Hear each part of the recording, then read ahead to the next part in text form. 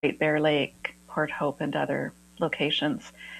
And this goes back to beginning in the 1940s when, as part of the research being done in terms of atomic weapons, Canada expropriated El Dorado Gold's uranium mines and set up a Crown Corporation to operate the mines and then to undertake other aspects of nuclear power research and development, including those demonstration reactors.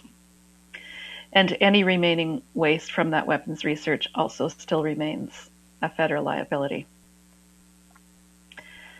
So as I mentioned, AECL was set up to conduct atomic research and then to develop nuclear power eventually, like the CANDU, and to control transactions in uranium mined in Canada originally was part of their mandate. And today they still have responsibility under their enabling statute for the Government of Canada's nuclear assets and liabilities, as well as for research and development of nuclear technology like the small modular reactors. And as I indicated, they operated the White Shell Research Labs and the Chalk River Research Labs. But if we zoom ahead many decades to a recent policy decision by the federal government, in 2011, the federal government sold AECL's CANDU reactor division to SNC-Lavalin for $50 million. And then as of 2015, a government-owned contractor-operated, which I'll call GOCO tonight, relationship was set up with CNL, with Chalk River Nuclear Laboratories, to manage the remaining assets and all of the nuclear liabilities, that is, the wastes of the federal government. So today, AECL is still a Crown Corporation reporting to Parliament through the Minister of Natural Resources. The Governor and Council, that is the Cabinet, still has direction over AECL by way of the ability to give it policy directives under the Financial Accountability Act.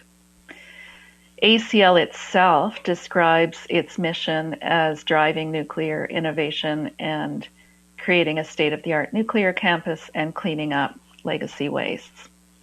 And I'm going to get into this further tonight, but AECL receives federal funding to deliver on its mandate, and it says on its website that it's delivering on its mandate through a long-term contract with Canadian Nuclear Laboratories. So that GOCO contract arose when, in 2013, the federal government announced that AECL's nuclear facilities, including Chalk River Labs, would be run using this government-owned contractor-operated model, similar to a model that had been operating in the US and the UK. And so in 2014, they launched a subsidiary of AECL, wholly owned subsidiary called Canadian Nuclear Laboratories Limited, or CNL, and only a few employees remain in AECL, the Crown Corporation. And that's still true today. Just a few employees stay with AECL compared to people who were there previously. And then in June 2015, the federal government selected the Canadian National Energy Alliance, which I'll talk about more, to operate CNL. And so effectively that privatized the Chalk River Laboratory operations and the other operations of AECL. So they signed in 2015 a 6-year contract with options to extend it for two-year periods. And that was signed originally in 2015, but it was extended in 2020 for the further 4 years. It's interesting to look at how the CNL website describes the federal role in terms of its relationship to AECL and the federal government. And this is an excerpt out of that website. So it explains that AECL is responsible for management and oversight of the Federal Nuclear Science and Technology Work Plan, and that they have an interdepartmental steering committee with a number of subcommittees, and AECL acting as program administrator. And then they describe the fact that they leverage the, quote, vast experience and expertise at the Chalk River laboratories to contribute to the government's health, science, innovation, and climate change objectives. And this is important to realize because, as CNL described in a recent webinar, as AECL described in a recent webinar, the areas of health, science, climate change, innovation, and so on are being highly integrated with the work plan being undertaken by the Federal Nuclear Science and Technology Group. So then if we turn to the AECL website, we were just looking at the CNL website. If we look at the AECL website, it says straight out, AECL delivers its mandate through a GoCo model, whereby a private sector organization, Canadian Nuclear Laboratories, is responsible for managing and operating AECL's sites. And we'll see in a moment how it got to be a private organization, because you heard me say a second ago that it had been set up originally as a subsidiary of AECL. So AECL still owns the sites and the assets and the intellectual property and the liabilities for environmental remediation and waste management, but CNL undertakes the day-to-day operations of the sites and also is advancing the proposals for site-specific projects, advancing the applications for environmental assessment review, licensing, and so on. And then AECL accepts the CNL annual plans and monitors their performance, and have 2 target cost contracts for decommissioning and closing the nuclear power demonstration reactor on the Ottawa River and the White Shell labs on the Winnipeg River. So that's how they describe their relationship. There was some question in a 2017 special audit by the Auditor General about the capacity of AECL to manage the contract, which is quite a complex contract. And in that report, the Auditor General identified some pretty fundamental problems at the AECL, like the absence of a CEO, a significant amount of time with the absence of a board, and a significant amount of time with a failure to hold public meetings, as well as experience with the GoCo model. And this quote comes from an op-ed to the Hill Times on this topic. Recently, as in just about a year ago, AECL renewed the GoCo contract a year and a half early with CNEA to operate and profit from the CNL. And as I mentioned, they renewed it for 4 years instead of the 2-year option and the 2-year option that had been provided in the contract. So you can take a look at another op-ed from Concerned Citizens of Renfrew County about the renewal, basically questioning why they felt it necessary to renew it early, why they did so right at the onset of a pandemic, and under the headline, if we're going to spend $1 billion a year managing our nuclear waste, let's do it right. So I said we'd talk about how it got to be a private corporation, CNL and CNEA. So an order in council was issued by Cabinet in 2015, I have the order in council number there, to sell its shares in CNL to a special purpose corporation. And then that special purpose corporation was required to enter into a contract with AECL and CNL. So it's very circular. CNL, which had been a subsidiary of AECL, then had its shares sold to the CNEA, a consortium of private owners, once the CNEA was set up. The CNEA, Special Purpose Corporation, had to be registered to carry on business in Manitoba, Ontario, Quebec, and New Brunswick. And it includes private engineering firms, SNC-Lavalin is currently the majority shareholder, and then there are other large engineering groups, Jacobs Engineering and Fluor Government Group. And there's been some variation in the ownership of CNEA since 2015. So the ACL-CNL contract was established in September 2015 at the same time, and the CNEA is responsible for carrying out this contract. And as you heard, because it owns the shares of CNL now, it's intended to provide for assuming and performing ACL's waste and decommissioning responsibilities. It also requires CNL to provide nuclear and technology support to Canada and to provide services to third parties on commercial terms using ACL's assets. And they're supposed to do this while containing and reducing risks over time in these various areas.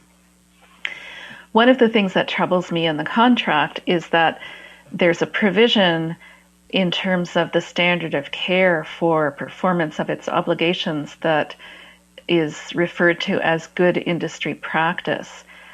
And good industry practice is stated in the contract to not be limited to, quote, optimum standards and practices, but rather those that are generally accepted in the North American nuclear laboratory industry or the North American nuclear cleanup environmental management industry from time to time. And I'm concerned that this clause potentially constrains ACL, the federal government's crown corporation, from demanding better cleanup standards than what the industry itself is generally considering to be generally accepted. So in other words, this is the nuclear industry setting its standards that then the government of Canada is contractually obligated to allow them to utilize. In that ACL-CNL contract that the consortium is responsible to administer, there's a statement. It's a big, long, complex contract, so I just pulled out a couple of things. But CNL is to transform the decommissioning and waste management program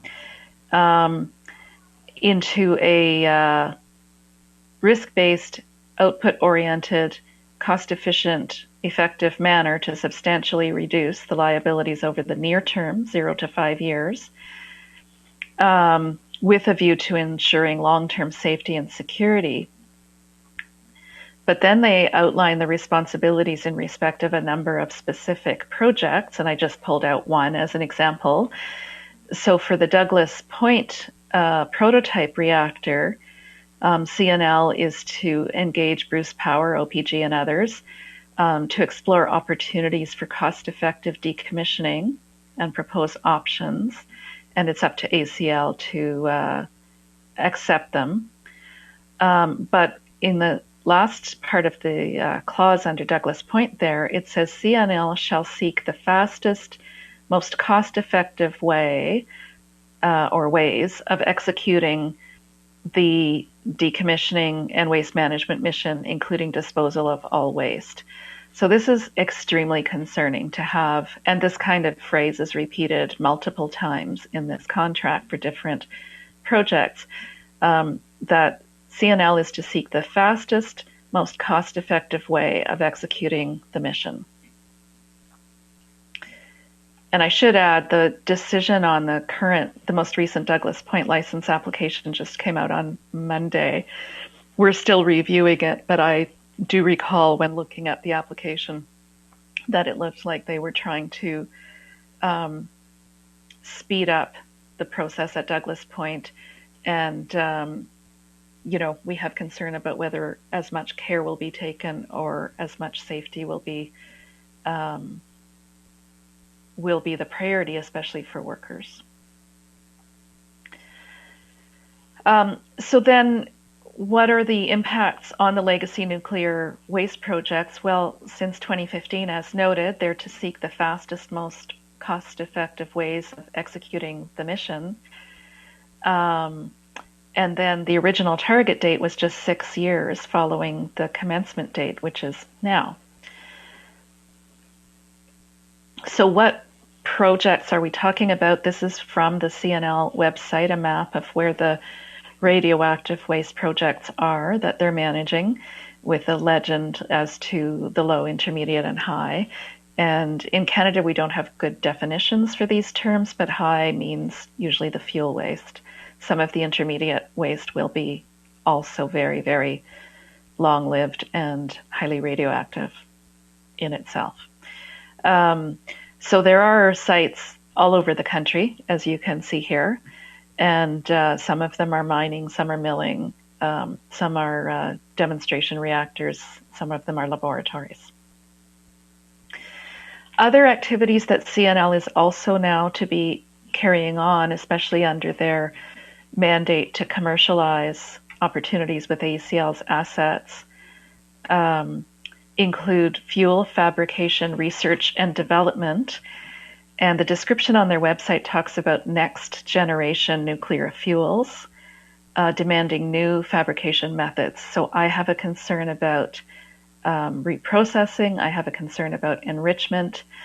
The CANDU, you may know, uses only the natural uranium fuel, and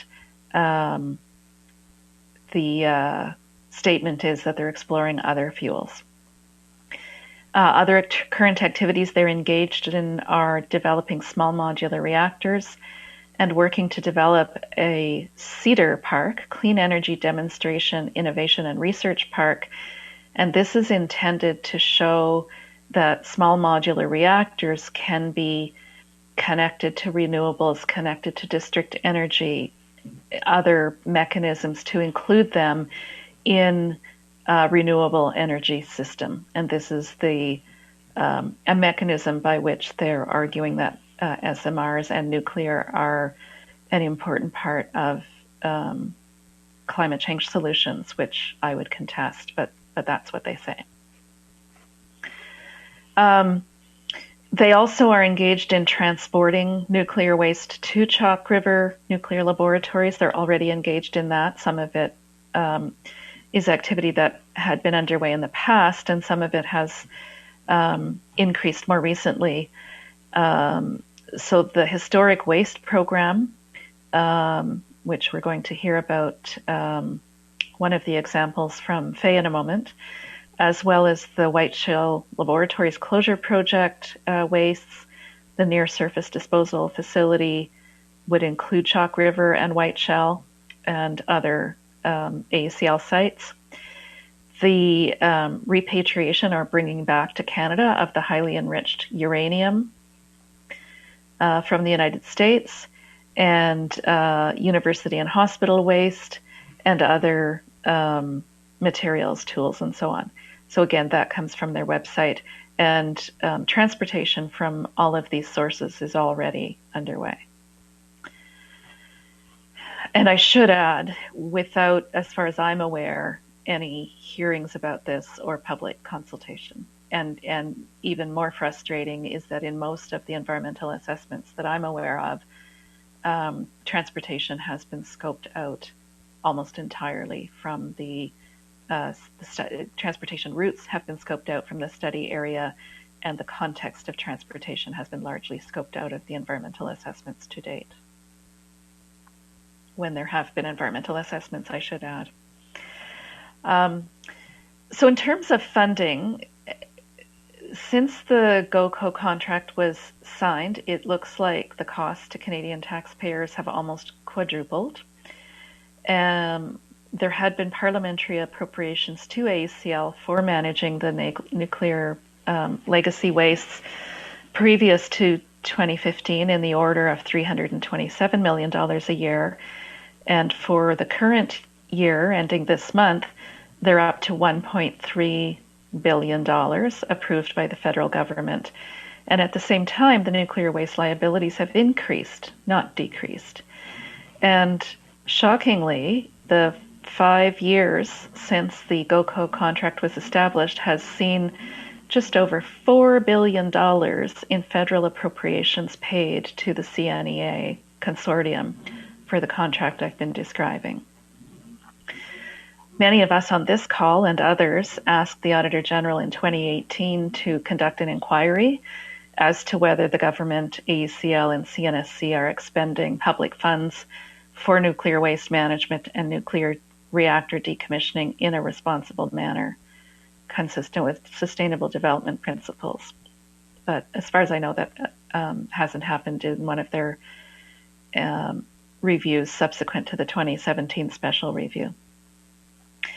So just to verify the main estimates for the current year that we're heading into now, we'll see 808 million to the consortium, to CNL, for nuclear decommissioning and radioactive waste management, and another 380 million to Chalk River Nuclear Laboratories for 1.2 billion this year alone.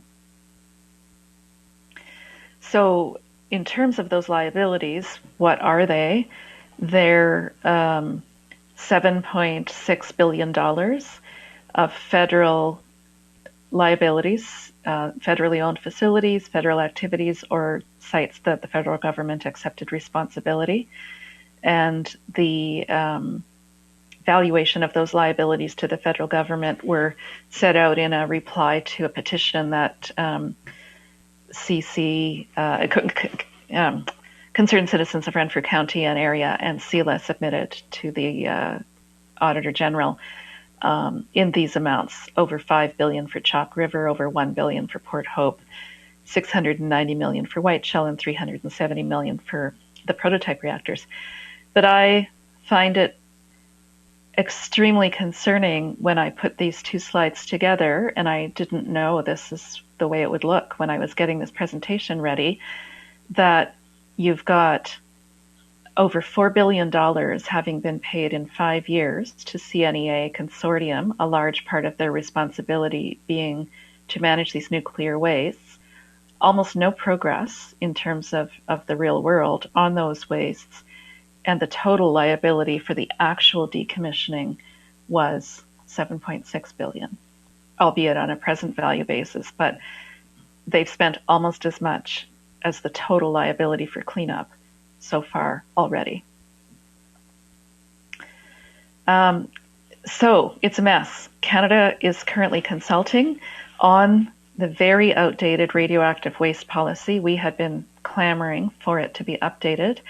And then this was the outcome of an IAEA mission to Canada under its IRS program, telling Canada that it needed to update its outdated radioactive waste policy. And so Canada committed in response to that review that it would, and has commenced that review. In terms of thinking about that policy, we'll hear from Faye in a moment, but the Port Hope example is something that NRCan would consider disposal in their terms.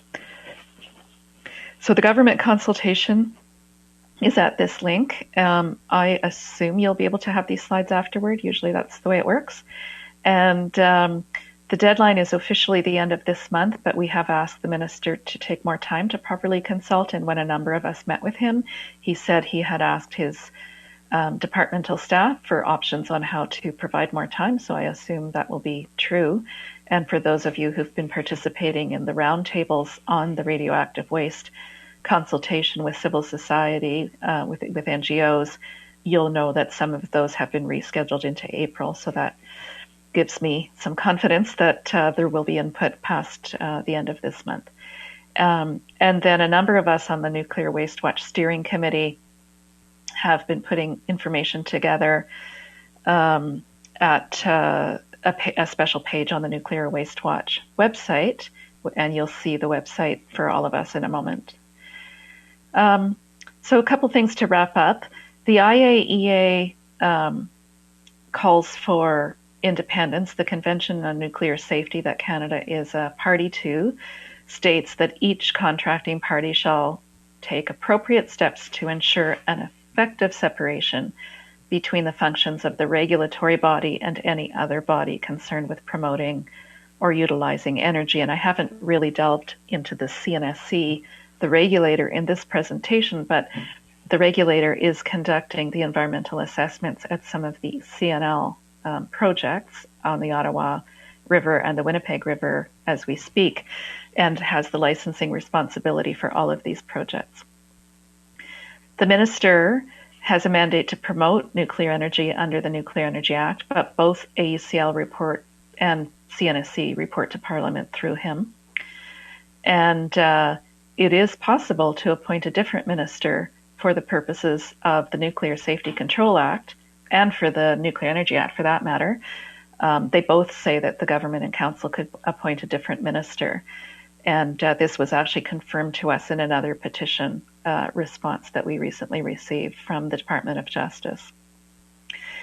So separation of ministerial responsibility over promotion and regulation of nuclear activities in Canada has actually been recommended over decades by numerous bodies, including a parliamentary standing committee, the 11th Hour report, and a report of the Law Reform Commission of Canada.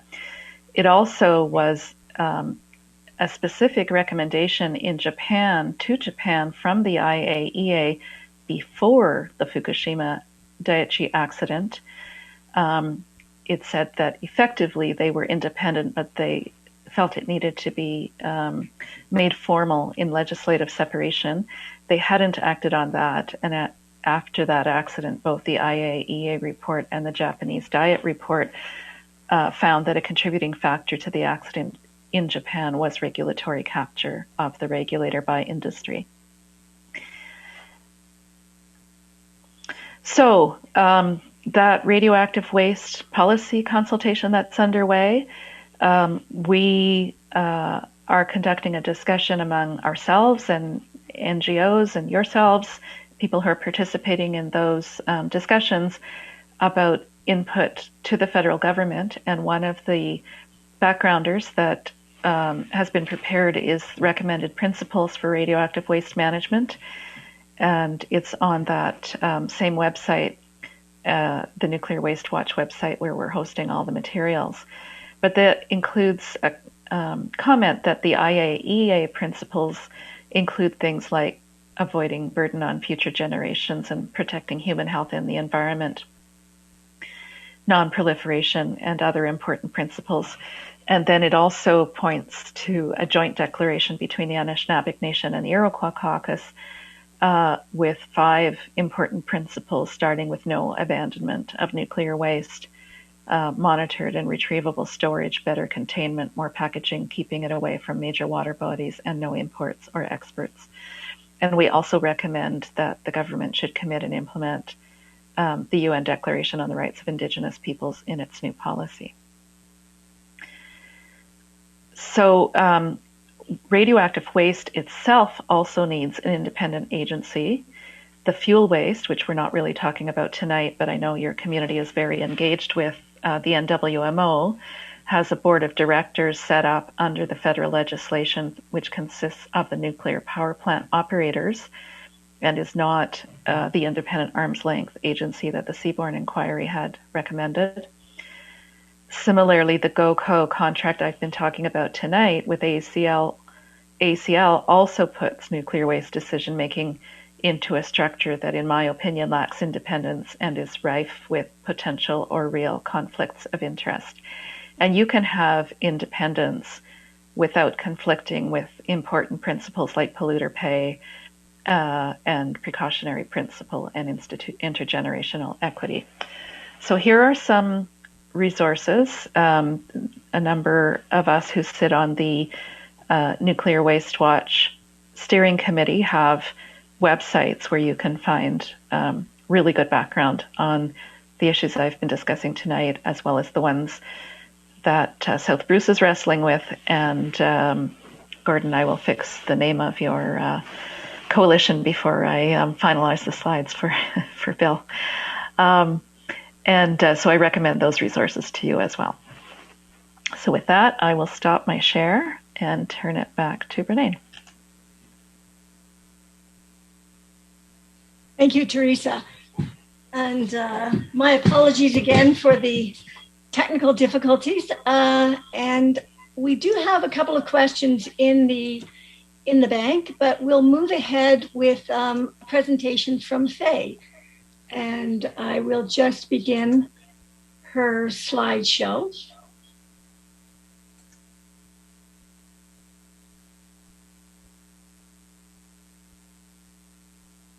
And it is coming.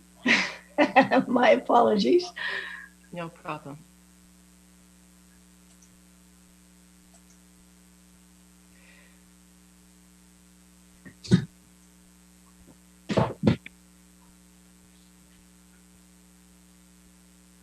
Thanks very much, Brene and Bill, for inviting our committee to present. And thanks for the people who are listening tonight and would like to learn about the experience of the people of Port Hope in a community with 2 operating nuclear facilities within the boundary and an estimated 1.7 million cubic meters of radioactive waste strewn throughout the community, going back to the 1930s and 1940s.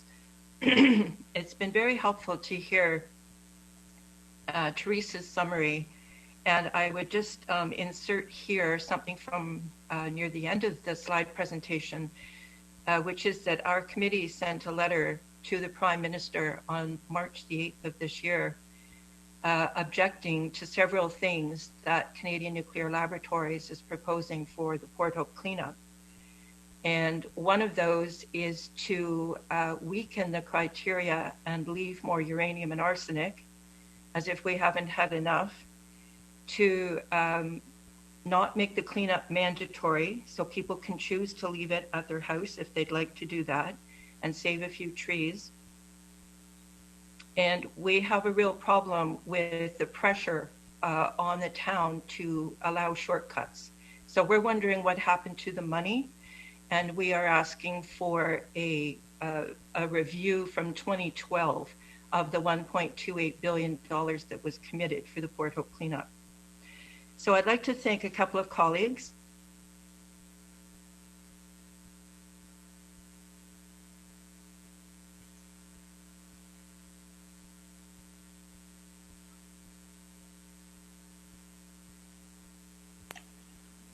Which has really been our emphasis for 25 years.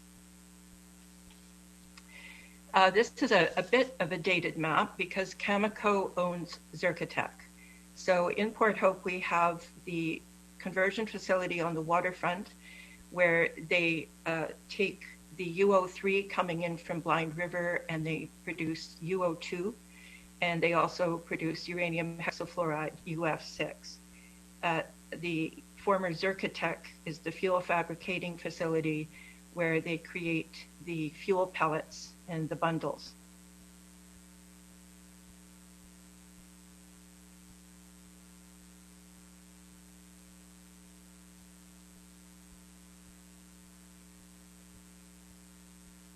Next slide, please.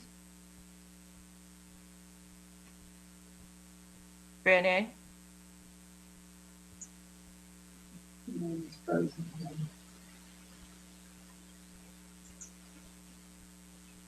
Brené, can you hear me?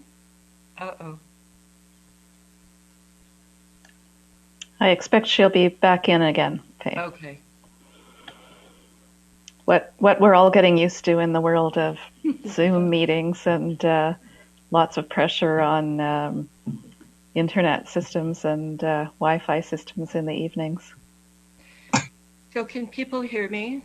Yes. Yes. Sometimes, Faye, you were fading out a little bit, but hopefully that doesn't happen. Okay. Okay. So of course, the waste are radioactive waste primarily, and they contain uranium and thorium, radium, arsenic, lead.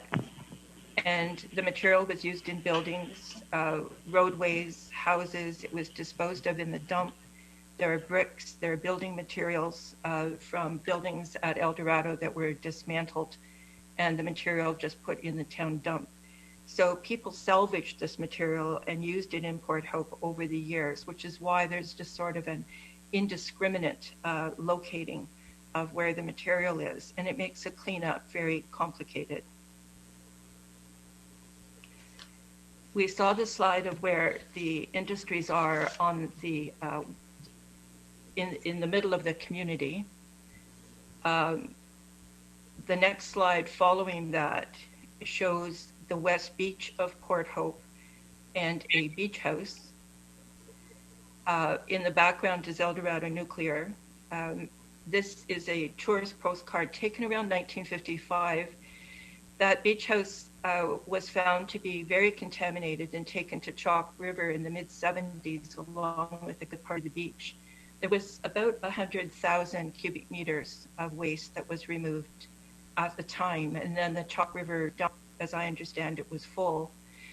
And the beach house was used by generations of families. There was a ball diamond back there and a group of students, and I was one of them. We painted it and we made it into a youth center around 1967. So it was a bit of a shock when we found out that it had gone to Chalk River. This is a photograph of the Cameco fuel fabricating facility, which is on a main highway, and there are houses behind it. It's in a neighborhood. This is a third site that is licensed by the CNSC for Cameco. It's used for storage, but these cylinders are also licensed to emit a higher level of radiation than the plant is on the waterfront, or that the fuel plant is just down the street. So it is not safe to walk down the sidewalks, as people do and have been doing for generations. This is a photograph of just north of the plant, as you can see, and there's a neighborhood there.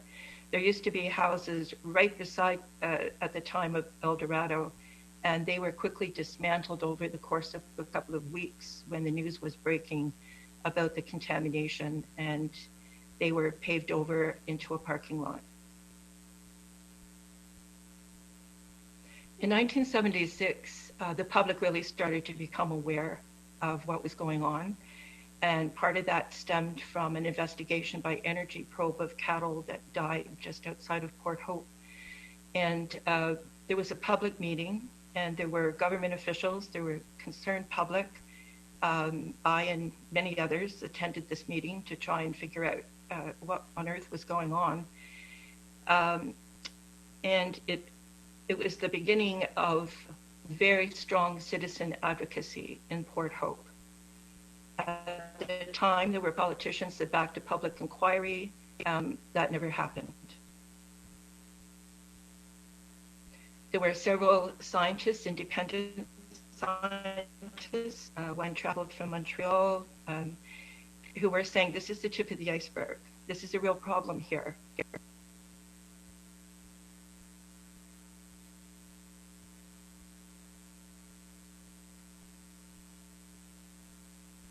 Next, please.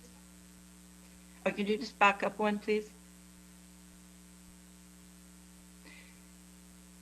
Dr. Douglas Andrews warned the government in 1966. He was sent to Port Hope by the RCMP to see if there was enough uranium available around the town that someone could collect it and make a bomb.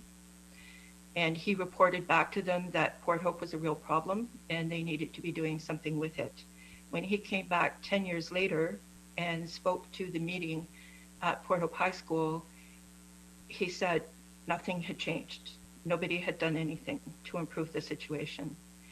This is a picture just showing Cameco as it is and the road, single road access to Cameco and down to the West Beach.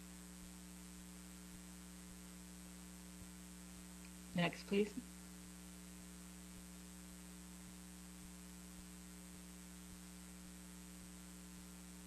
And this is a publicly accessible parking lot.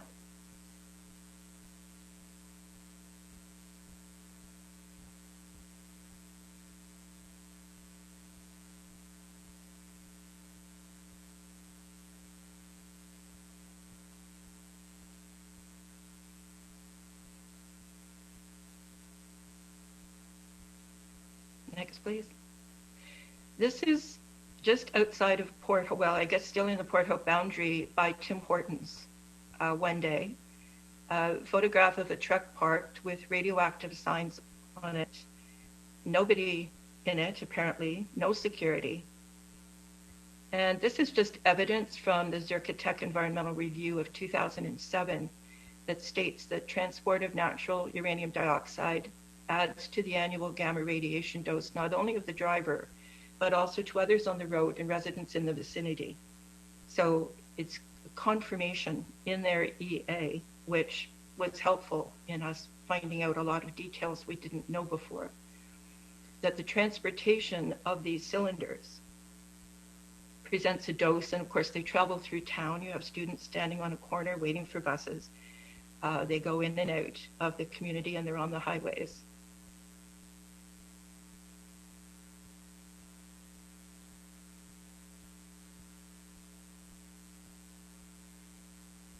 Next, please.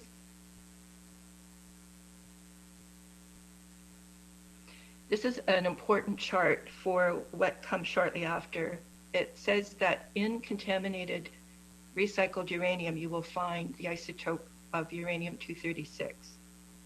And that we did find in Port Hope. Next, please.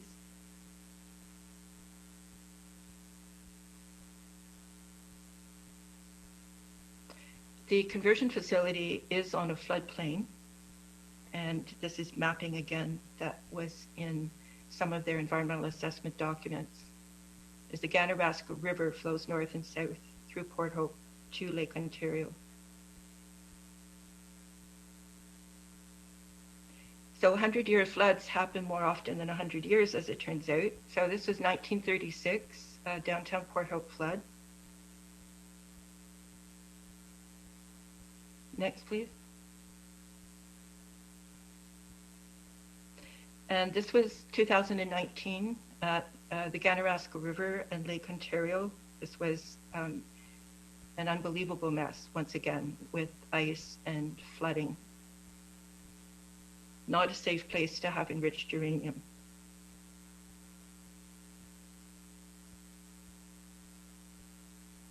What was really important for us to learn when the Ontario Ministry of the Environment was preparing a uranium and air standard, which was largely for Port Hope because there isn't anywhere else that has facilities quite like this in the middle of a small town, to find that the inhalation pathway gives doses 200 times greater than ingestion.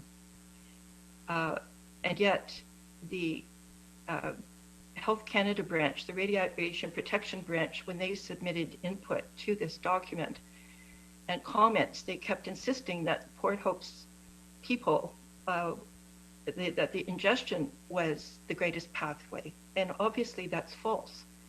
We have air all around us every day with uranium particles in it, and we are getting 200 times greater biological impact. But we knew that by that point, so we knew not to believe that. Next, please. So this is showing just some of the modeling out of the conversion facility of the air and the particulate in the air and the gamma radiation.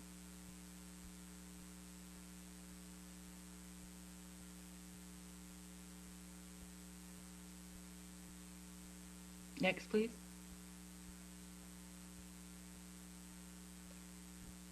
And this is ambient gamma fields coming out of the conversion facility.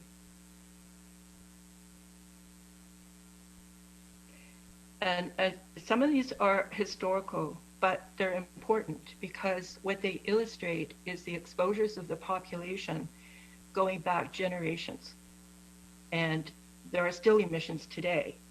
So now we're looking at Cameco in the background and the center pier, where 20,000 cubic meters of radioactive waste was brought from the beach area that you saw earlier and put onto the center pier under tarps and tires in 2003.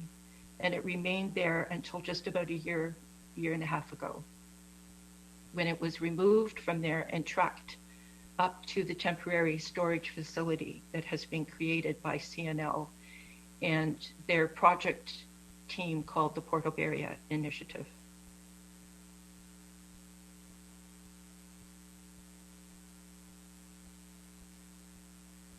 Next, please.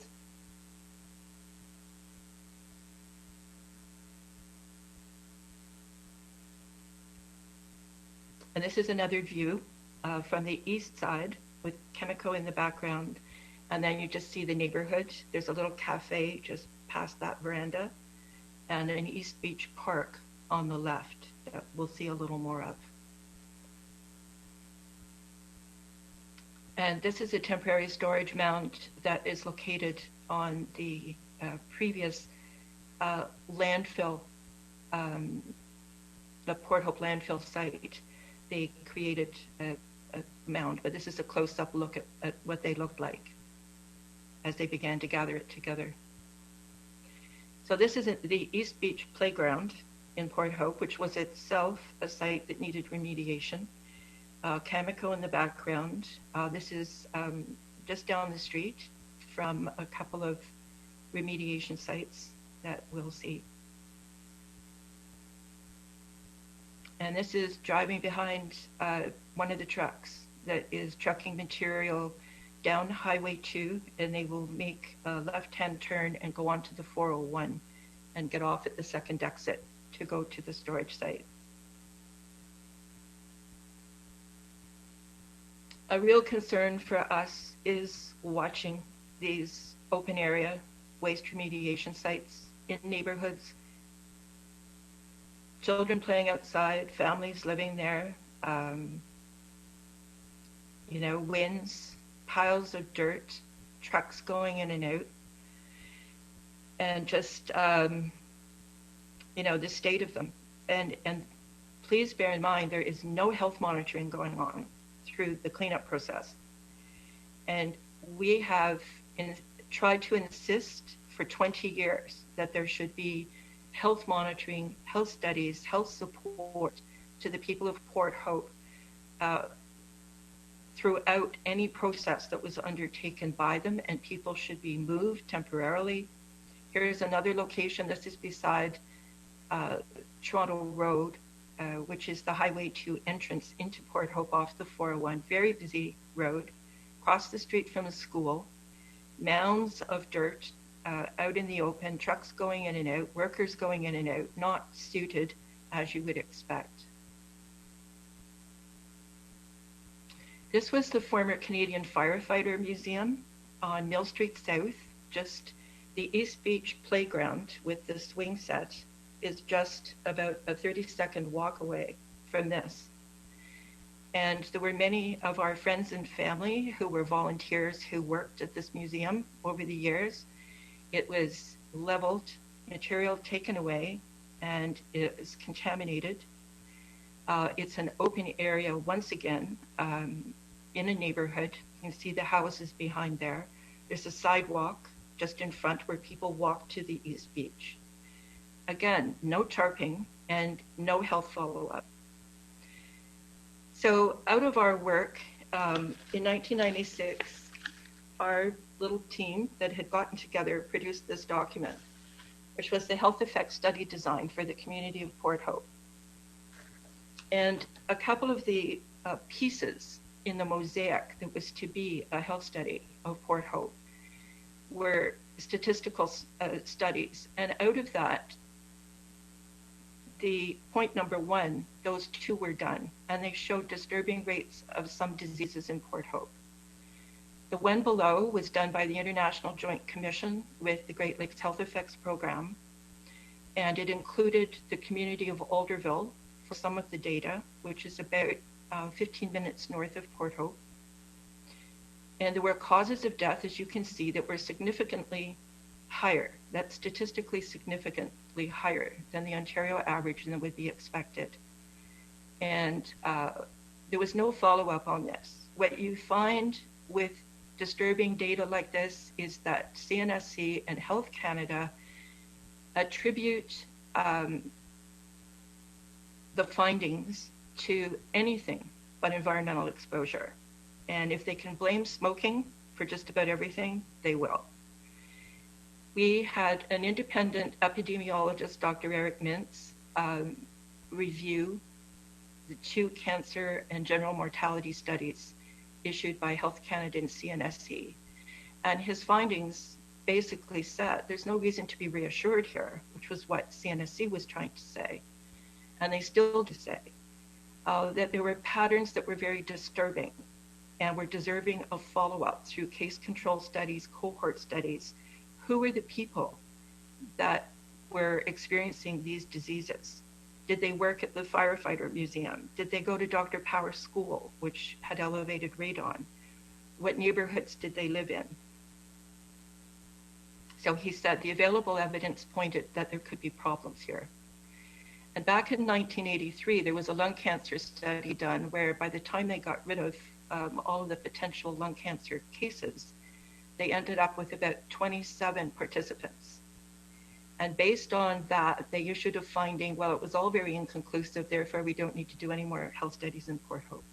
And in fact, it did show an association between elevated radon in the domestic homes of the cancer patients, the exposure to radon, and the lung cancer incidence. We partnered with Uranium Medical Research Center and did urine bioassays. And I'd like my colleague Dan, are you there? My colleague Dan, who is a member of the board and a former worker, was going to speak for a minute about his experience.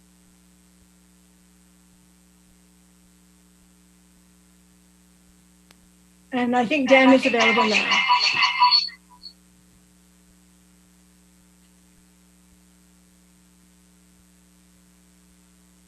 Do we have Dan there? I'll keep going until we connect then. So in law in the United States, which we discovered a few years ago, is that they have the Energy Employees Occupational Illness Compensation Program Act, which recognizes harm to nuclear energy workers and pays compensation. It also has the Radiation Exposure Compensation Act, which ends in 2022, which also included community downwinders. Almost $17 billion has been paid out, and no such recognition exists of harm in Canada for workers or community members.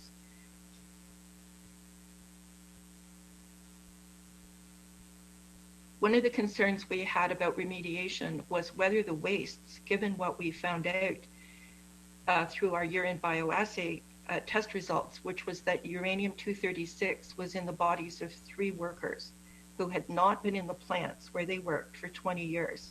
They were still excreting this isotope of uranium. But before that, we knew too that they were managing enriched uranium and depleted uranium at the plants, and it did not seem that that was being factored into the kind of facility that they were arguing that this waste would suit as low-level waste. Is it really low level? So we've had problems with disclosure and honesty coming out of departments when they tested. We had problems with them failing to test, failing to disclose the truth about contamination. Of course, you've seen, we found that we had contamination on municipal roads and frontages, parks, beach, private properties, and there was certainly a lack of disclosure to property owners. The remediation concerns, I've mentioned the letter to the Prime Minister about the legal agreement. We believe that the cleanup should be mandatory. We are concerned about the proposal to bring contaminated sludge from the now closed Port Granby site to Port Hope with more than 300 truckloads over 5 years. Port Granby was said to have received higher level material over the last 50 years. So now CNL wants amendments to the legal agreement with the municipality that they will accept this waste from Port Granby. They're saying they need to make shortcuts. They've got to save money. They want to weaken the cleanup criteria. They want to leave 100 parts per million of arsenic in the soil. So we say no to all that, and we want to know why this pressure is on. And I think Teresa helped explain some of that tonight with the pressure for just cost saving and cutting corners. We have concerns with chemical operations no buffer zoning. You can see no security, emissions continuing. They've had enriched uranium up to 93% weapons grade in Port Hope, which was bragged out to the CNSC in front of the audience of Port Hope people. These are old facilities. They're leaking. They have fugitive emissions, which are not monitorable. We are concerned about liability past the fence line and what happens to property owners. There's been no compensation other than perhaps individual buyouts of people who have lived with contamination on their properties going back 60 years. And we have the transportation of vehicles through town. So what we've been arguing now since 2012 to the CNSC is that Cameco needs to move out of Port Hope. It needs to take all three of its sites, have them decommissioned and cleaned up and restored, particularly when the federal government is watching Port Hope and has committed this kind of money to a cleanup. And wouldn't it be lovely to have a waterfront like Coburg or like other communities? And many Port Hope people have voiced a desire to be able to use the waterfront again. But really, people shouldn't be going there because they're in the area of the worst deposition. Concerns with CNSC, they have authorized significant changes between license periods and allowed 93% enriched in the past. They say they did with a letter, but we've never seen such a letter. They weren't able to produce it. In Peterborough, they authorized the GE Hitachi license transfer to BWXT. Only the chair signed off on that, and BWXT wasn't even set up properly as an organization yet. The staff, before there is any public input, they are making recommendations to the commissioners. Because of the actions of this CNSC, where basically they enable the industry and they do not regulate in the public interest, we are saying that there needs to be a new regulatory process that is independent of the industry, one that is accountable with a real focus on health and empowerment of communities. And we certainly do not have that now. And I just want to ask if Dan is available there anywhere. Dan is available. Dan's available?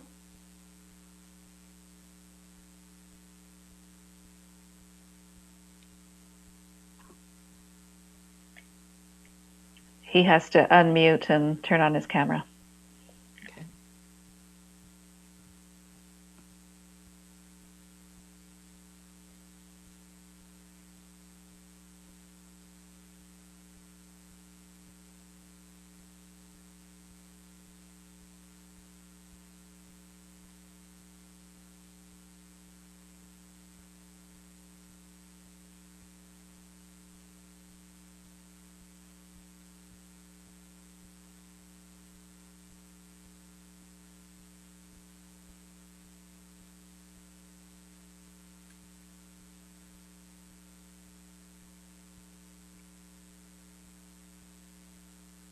Dan, can you hear me?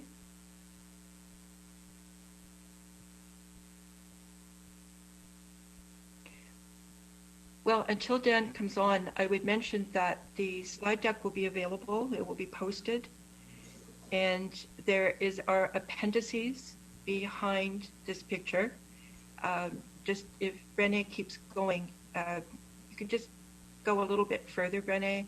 There's it's by no means comprehensive. It's a brief outline of the industry in Port Hope, which started in the 1930s when ore was brought from the Northwest Territories, very rich at 60%. But it's really interesting to read the points there that Marcel Pochon found. It took 25 tons of concentrate to produce 1 gram of radium and 7 tons of chemicals to produce 1 ton of ore.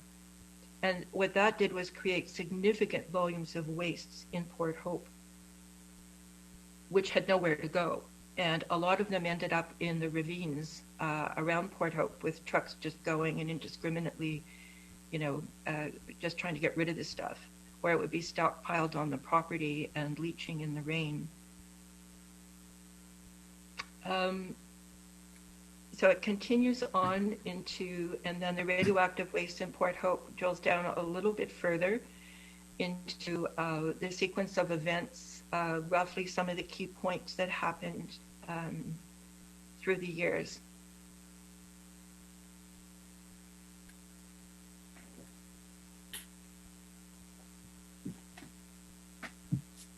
So what we're hoping is that the legal agreement with the municipality, things will not get changed without a proper review and a hearing that involves citizens and independent experts.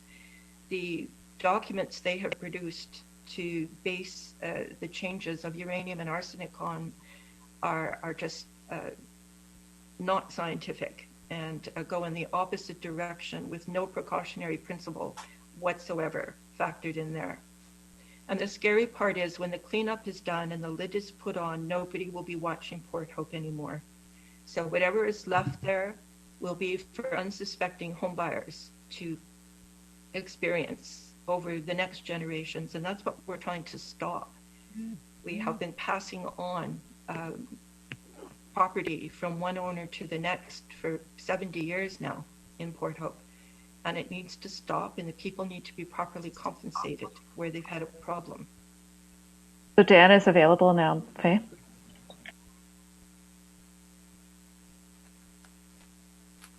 Dan, you can go ahead. Your mic's unmuted.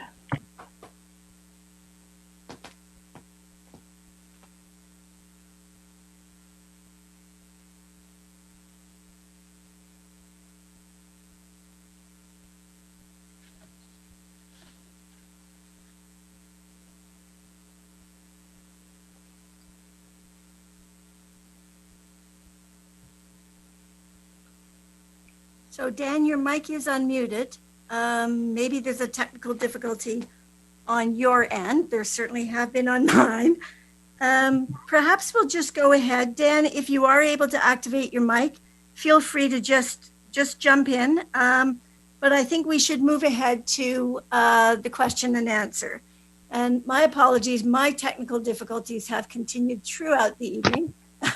So I am going to, I've changed rooms to avoid the sound conflict, and we'll just try to proceed by phone. Dan, are you trying to get in? No. Okay. So thank you very much, Faye. That was an excellent presentation. Very good. And we'll just move ahead to the question and answers now. Okay. We have a first question from Brian Beaton. Whether there have been any health-related studies that document the effect of the radioactive management, and Brian puts management in quotation marks, methods on the cancer and death rates related to radiation released by the plants and their radioactive products. So, Faye, that question, I think, for you, what are any health-related studies and any findings from those studies?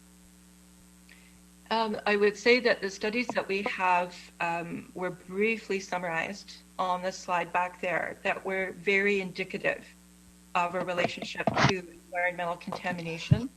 There is not a straight line that can be drawn.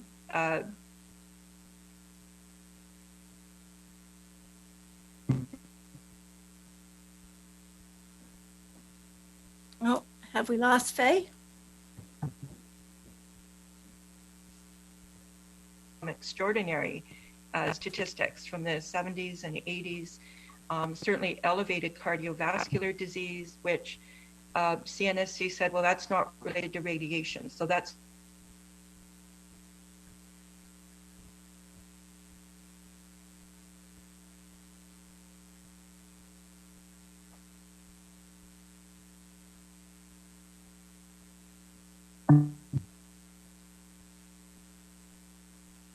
dose estimates, which are just bogus. One thing we have discovered in Port Hope, every dose is individual. It depends where you lived, played, worked, walked, swam, what kind of dose you got. And they insist upon guessing on an average dose for a whole community and then dismissing findings. So I would say we have findings that are very indicative of problems, and we're deserving of follow-up, to be more specific. Grenade, Great. I wonder if I could jump in, and Ole Hendrickson had wanted to speak after my presentation, but he's put what he wanted to say into the Q&A, and I said I could read it for him. Is that okay? Sure, very good. So he wrote that given that 2 of the 3 companies that own the Canadian National Energy Alliance, Fluor and Jacobs, are American, 4 of the 7 CNEA directors are Americans, that Bill Shingler, Fluor's VP Nuclear, who signed the GOCO contract for CNEA, lives in Aiken, South Carolina, that the U.S. Department of Energy, or DOE, has a nuclear weapons stockpile at the Savannah River site in Aiken, South Carolina, being managed by a Fluor partnership under a GOCO contract, that DOE's GOCO contract for its nuclear weapons facilities is the model for the ACL GOCO contract, and that Canadian Nuclear Laboratories is run by Americans who were former Department of Energy employees, including CNL President Joe McBreedy, CNL Chief Operating Officer Dan Wood, and CNL Vice President Science and Technology Jeff Griffin. Ole says, my question is American operation of the Government of Canada's nuclear facilities in the best interests of Canadians? And I assume if Ole were able to speak, his answer to that question would be no, that is not in the best interest of Canadians, and would be yet another strong reason for getting involved in the radioactive waste policy consultation underway right now. May I do a follow-up again on the health question, because just in case Dan can't make it on, Dan has documented, there he is, uranium poisoning. And there's no question that Dan is sick as a result of his work at what was then Zircotech and has uranium poisoning. But Dan, are you able to speak now from where you are? I see him. I'm just concerned that we're not going to hear from him, but Dan had a double lung transplant as a result of his injuries and has fought every step of the way to make his story known and to get compensation and be recognized as an injured nuclear worker. And WSIB is still refusing compensation. And if anyone out there can lend a hand here to help Dan through this process and fight for him, I'm sure he'd love to talk to you. Great, thanks very much.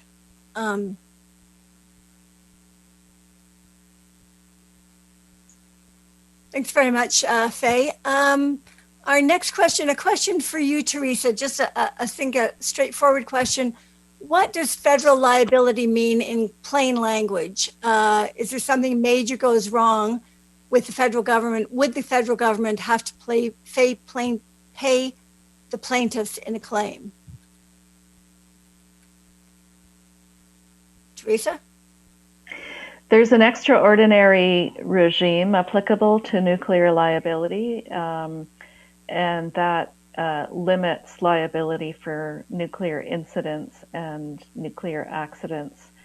So the ordinary rules of tort don't apply. There have been claims in terms of suppression of information in terms of radioactively contaminated properties. And so there was some redress a few decades ago for those kinds of claims. But then the problem is if the original companies are no longer in operation, which is the case in some places, then it's hard to seek redress from them.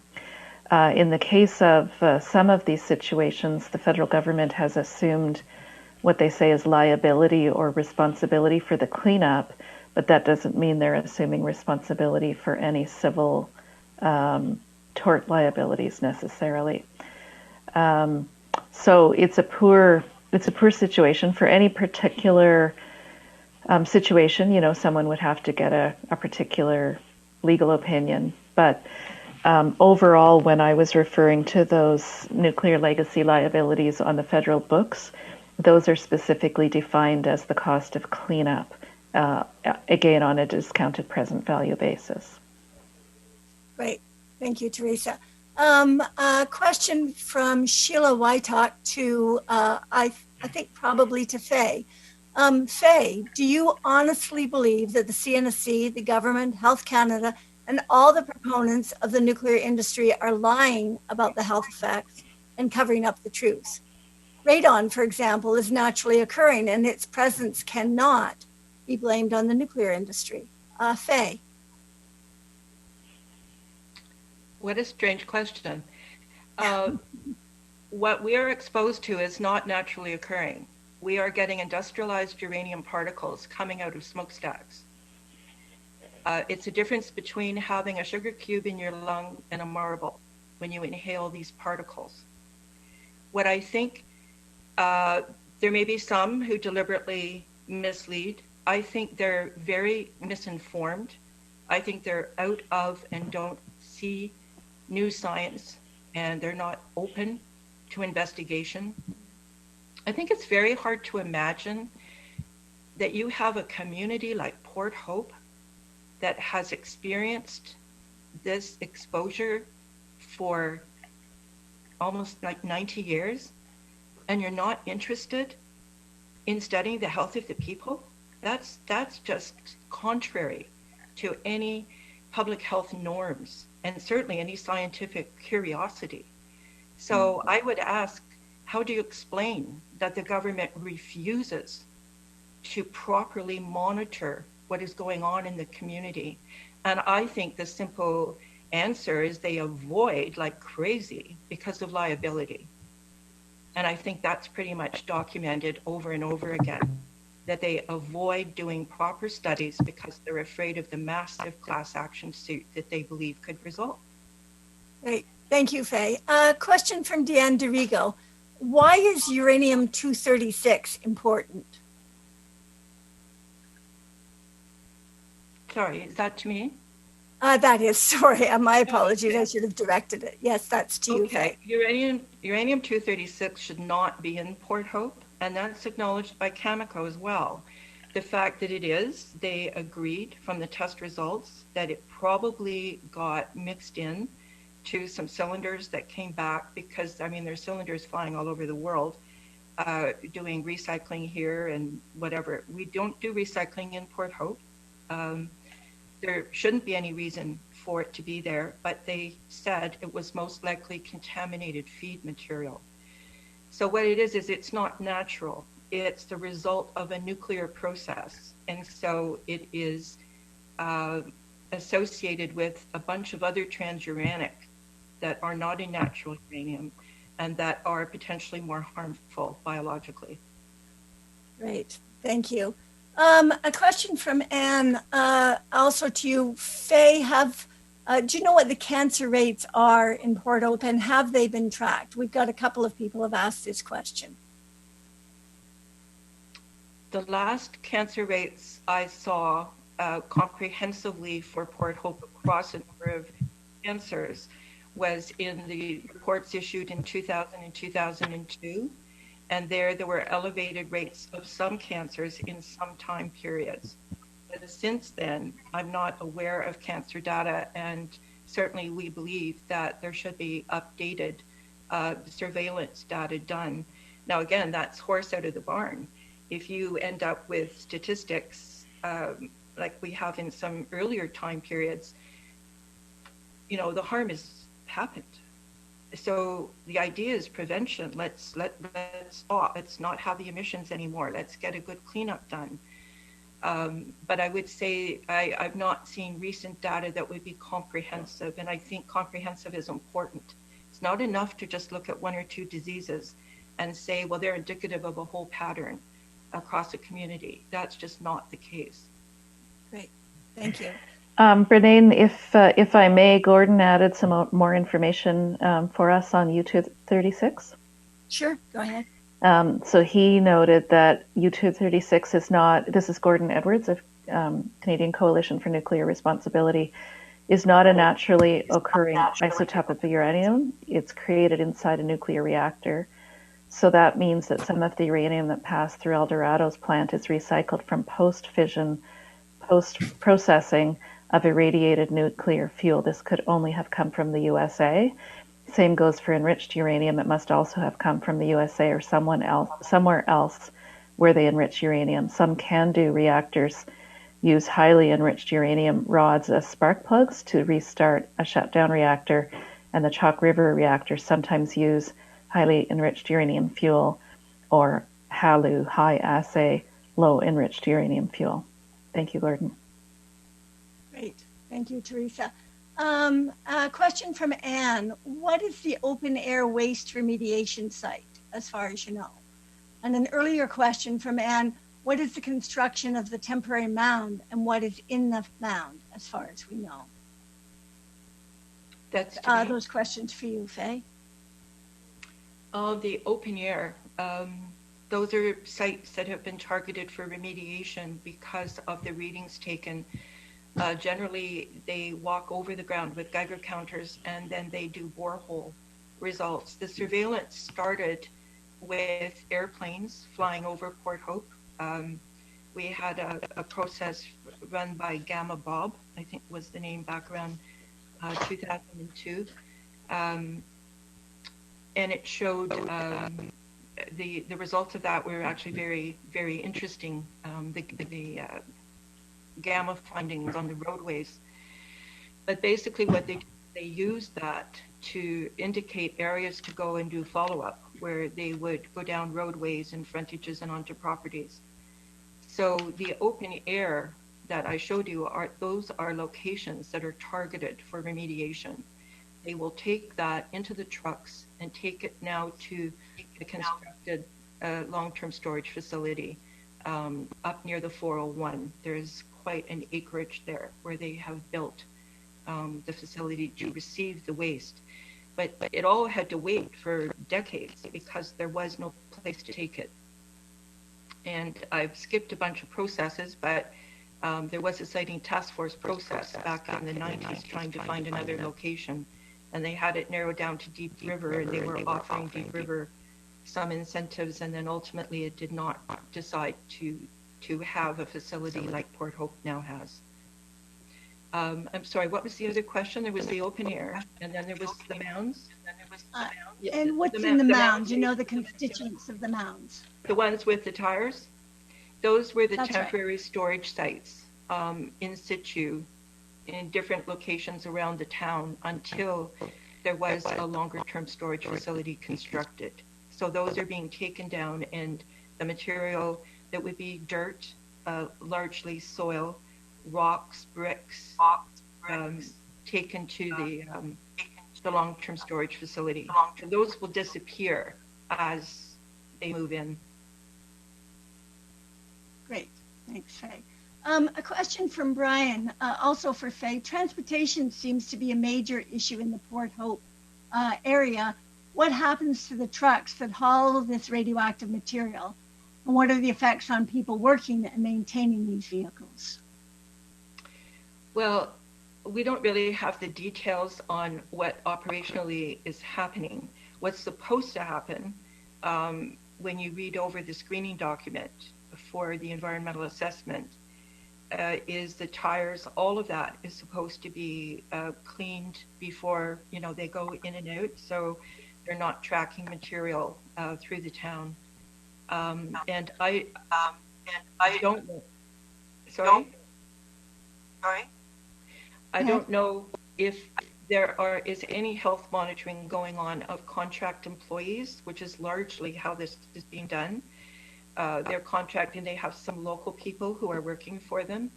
But our experience largely in the past is that people who work on contract are, I mean, we're lucky if anybody gets monitored, let alone people that are there for a short period of time. And we have experienced many, many years ago when El Dorado brought young boys in to clean out some of their main stacks for a day or two. And were basically shoveling uranium dust, but didn't know it. Now, those boys aren't statistics, so there's no follow-up on them as to what happened to them. So that's not the end of practices like that. So not aware that there's any health monitoring going on.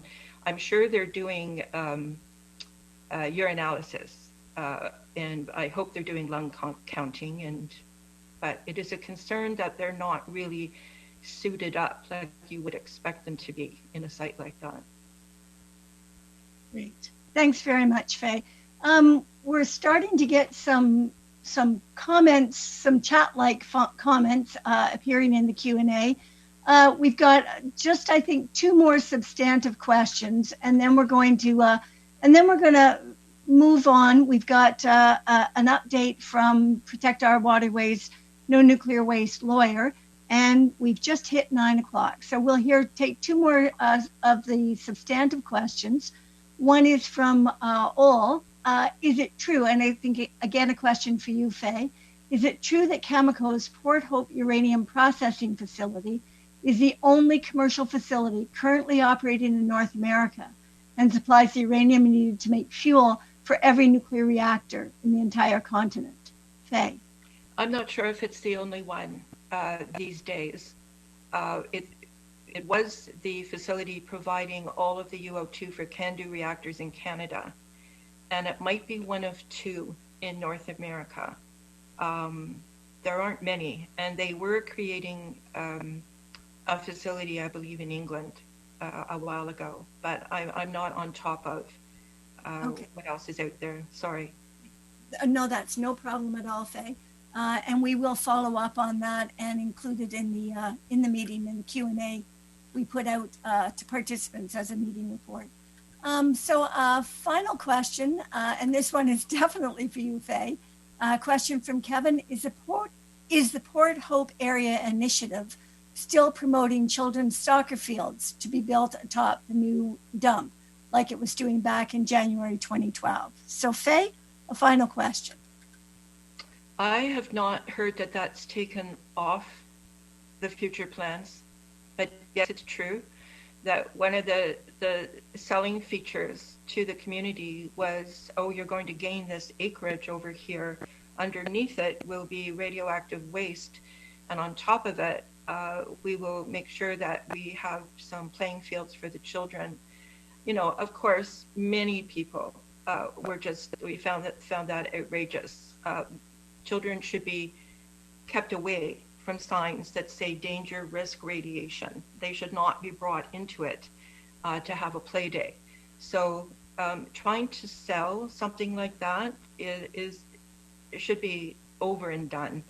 But I'm not aware that that is taken off the table. But if it's still on, we'll take issue with it for sure. And also, if they're going to be bringing sludge from Port Granby, and if we lose on that, which we may, because it has already gone through some approvals, that is another reason to be concerned, because there is waste in there that is more high level than other waste. So, you know, really, Great. Why would they do that? So, thanks. Great. Thanks very much, Faye. We have a couple of other questions that are not substantive. One asking Teresa's opinion on nuclear power, and another asking for Dr. Edwards' experience. And I would refer those questioners to Teresa is the Executive Director of the Canadian Environmental Law Association. CELA.ca is the website. And for Dr. Edwards, it's ccnr.org is the website. And I think you'll find sufficient material there. I see, Dan, your mic is now live. If you can join us to make a couple of comments, and then I'm going to hand it over to Bill. Dan, are you able to share a comment with us?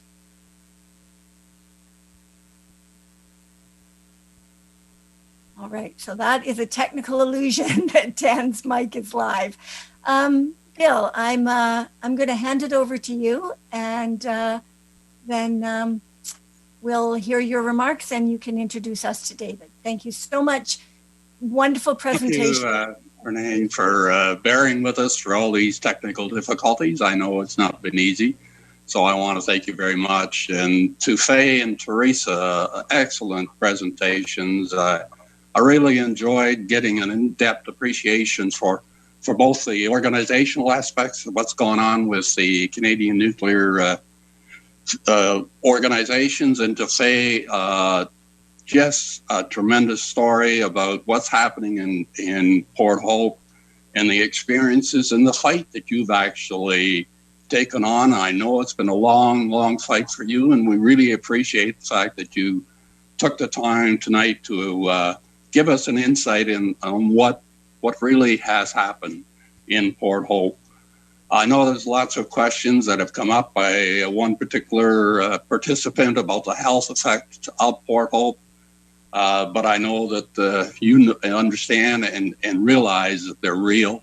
You're there, you're living, you understand what the community has to live through. So it's a shame that we've had to put you through in that community. Anything you can do to help the Port Hope situation, write letters to members of Parliament, write to your own MPs, just get the message out there that the cleanup needs to be done properly and done with the idea of protecting the humans and the environment. I mean, that's after all what's all important to all of us and to our future generations. So I want to thank you both, Teresa and Faye, for taking the time to be with us tonight and to answer a lot of the questions. We will have the slides available on our website, and also we'll look at all of the chat questions as well as the questions that were unanswered at this point, and we'll get some answers back. And I hope, Faye and Teresa, you can do that and to provide some answers to the questions that we didn't get around to dealing with tonight. So again, thank you very much for taking the time to enlighten us on what the real facts are. So thank you again. Yes, thank you thanks. So much. Thanks for having me. Yeah. We appreciate it. Good. Well, we're going to turn it over to David Donnelly, and I see he's dressed for the occasion, to give us some insights on what's going on in South Bruce here from a point of view of some discussions and letters that have been flowing back and forth between the South Bruce administration, the legal department of South Bruce, as well as our legal department, who's David Donnelly. So David is not new to this fight. He's been in the industry and has been associated with environmental aspects of the nuclear industry and generally the environmental aspects of many dimensions. So David, I'm going to turn it over to you. We're running a little short of time. So I would appreciate you just giving us an update of what the latest thing is as far as South Bruce municipality is. So over to you, David. Thanks, Bill. Happy St. Patrick's Day. I am a Donnelly, so I will be very brief. I've got other things to attend to tonight. The purpose of my presentation is to advise that we sent a letter to Town Council's lawyer, a man named Patrick Duffy at Stikeman Elliott, on February 4th. On February 23rd, we got an answer to 3 primary questions. The first was, will the municipality apply the Planning Act and require the NWMO to seek zoning bylaw amendments or zoning for various aspects of the project? Zoning would mean that a presentation to municipal council, which would be followed by a right of appeal. 2, would NWMO would the township require NWMO to extend participant funding to protect our waterways and other citizens groups, as is always the case in other federal assessment of projects where participant funding is available? And 3, would the municipality finally disclose its rules around establishing a compelling demonstration of public willingness to host the facility? Mr. Duffy, the lawyer for the municipality, wrote us back with respect to the municipal jurisdiction over zoning a project that clearly has some federal jurisdiction. Mr. Duffy said in his letter, and I quote, "The municipality can exercise its jurisdiction over the project." In other words, the municipality has acknowledged that it has the right to make certain Planning Act requirements, including applications of the proponent. This is a big win for a POW. There have been many instances of municipalities fighting zoning, application of Planning Act for federal projects. So this is indeed very good news. Today, we have written back to Mr. Duffy and asked him how exactly do they intend to exercise this jurisdiction, which is, of course, the big question, which I thought they would have answered first time around. But anyway, that is significant progress. Second, with respect to the funding question, Mr. Duffy wrote back and advised of two things. First, he took the time and the trouble which residents are paying for to enumerate numerous benefits of the project. He listed 9 of them. One of them included that through this process, residents may get access to the Teeswater River, public access. One resident put it, "Thanks a lot. Why do we have to take nuclear waste to get access to our river?" Similarly, with respect to the funding of an agricultural program, we advised Mr. Duffy that this is confusing. Particularly, what does nuclear waste storage have to do with agriculture? And we pointed out the irony of this benefit to the community. That is to say that the funding of an agricultural promotion program will most likely be used to overcome the stigma of growing crops in a community where they're burying 5 million bundles of highly radioactive waste. Now, with respect to the funding itself, the answer that we got back is that NWMO may fund POW and other residents for such things as peer reviews and community organization. And so our response is we asked if the township will write the NWMO and require the NWMO as part of its principles to fund residents. And I'll let you know what the answer is to that. Finally, the big question, which is how is the township intending to require NWMO, or what's the requirement for demonstrating a compelling demonstration of willingness to host the DGR, the Deep Geological Repository? Mr. Duffy, the lawyer for the township, wrote back, and I quote, "The municipality is aiming to announce additional details about the willingness process in the near future." I wrote back, and I'll quote from our letter, "With respect, in your letter, you concede that South Bruce passed a resolution in 2012 to participate in NWMO's site selection process. That's nearly 10 years ago. In 2016, the current mayor promised a referendum with the rules of the referendum. A further delay in spelling out the rules for engagement is not credible. We asked again that the municipality establish now that any referendum seeking the willingness to host the proposal be required to obtain a 66% level of support." So without any further explanation, that is the letter that we have sent back. That was the gist of the letter from Mr. Duffy. I would say we have made excellent progress with respect to the acknowledgement of the municipality's jurisdiction to regulate parts of the process, but we have made no headway with respect to answering that clear question of how does the municipality propose people to demonstrate their willingness. So I think that is the clearest pressure point that we need to bring to bear in the near future. That's my report, Bill.